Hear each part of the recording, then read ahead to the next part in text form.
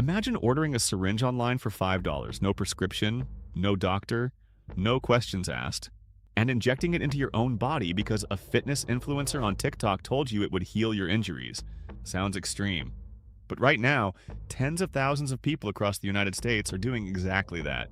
This is the injectable peptide craze, and it is spreading faster than the science that is supposed to support it. Droves of wellness enthusiasts, biohackers, and celebrities are injecting experimental peptides in hopes of a miracle. Compounds like BPC-157 and TB-500 are marketed as miracle tools for human optimization and longevity. But here's the critical question that almost nobody is asking loudly enough. Is any of this actually safe? The trend exploded into the mainstream in 2025, following political endorsements that set off a cultural avalanche. Companies in China now offer to ship dozens of peptide varieties to the US for as little as $5 a vial. Popular stacks carry nicknames like the Wolverine stack, terms engineered to sound aspirational rather than experimental. In Australia, regulators have issued fines, listing BPC-157 as a Schedule 4 poison. Yet products continue to circulate, sold as research chemicals labeled not for human consumption, even though they are clearly marketed for human use.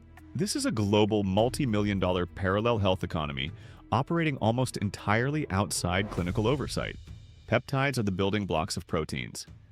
Inside the body, they trigger hormones needed for healing. FDA-approved peptides took decades of trials. The ones promoted on TikTok? They have had none of that.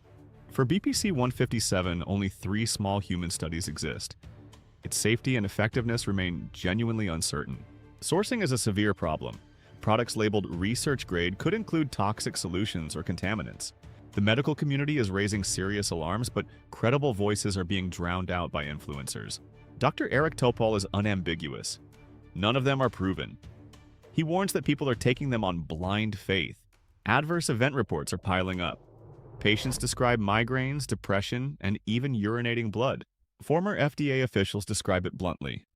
It's really kind of a Wild West. Enforcement is almost impossible.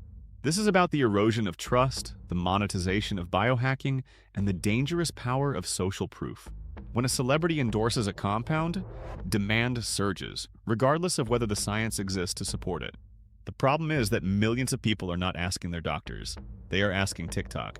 Peptides hold promise, but right now, you are the uncontrolled experiment, the trial no ethics board approved.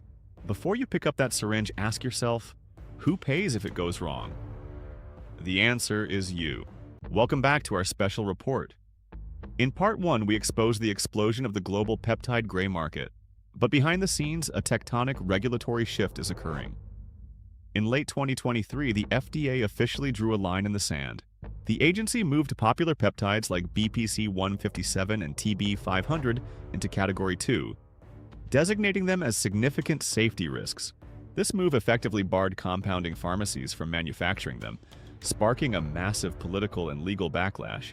By 2025, the debate reached the highest levels of government, with calls to restore access to what some call health freedom. At the center of the storm is the Wolverine stack, a combination of BPC-157 and TB-500 that promises rapid healing. BPC-157 promotes angiogenesis, the growth of new blood vessels. In rats, it heals tendons and bone in record time. But the same process that heals an injury could theoretically fuel the growth of undiagnosed tumors. Without long-term human trials, we are guessing at the cellular level, and the stakes couldn't be higher.